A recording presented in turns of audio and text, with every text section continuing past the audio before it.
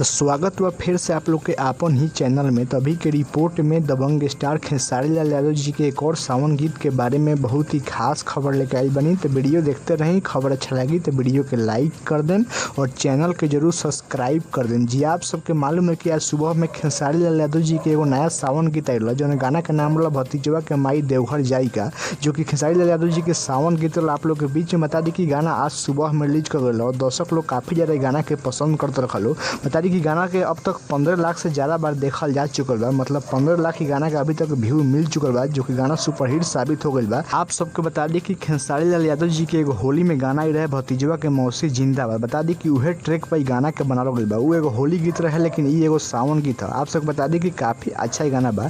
ये भी गाना के अखिलेश कश्यप जी लिखे बा और संगीत श्याम सुंदर जी बनौले बारन, जो कि काफ़ी अच्छा ही गाना के संगीत के बनावल गई बा। अब आप सबको बता दी कि कौन से चैनल पर गाना के रिलीज कर गई बा। तो भैया आप सबको बता दी कि गाना के आदि शक्ति फिल्म पर रिलीज कर दो गई बा, जो कि आज सुबह में रिलीज कर लो और गाना काफ़ी ज़्यादा लोग के पसंद आ रहा बा। गाना के अब तक 15 लाख से ज़्यादा बार देखल जा चुकल बा। तो आप सब गाना सुन लेबे तो आप सब कमेंट करके बताएं कि गाना कैसा बा। और अभी तक गाना नहीं सुन ले तो यूट्यूब पर सर्च करिए आदि शक्ति फिल्म, आप सबको वहीं गाना सुनने के मिल जाए। तो गाना सुनने के बाद आप सबको ये गाना कैसा लगा था कमेंट करके जरूर बताएं। खबर अच्छा लगी तो वीडियो के लाइक कर दें और चैनल भोजपुरी के सारा खबर सबसे पहले पावे खातिर हमारी चैनल के सब्सक्राइब कर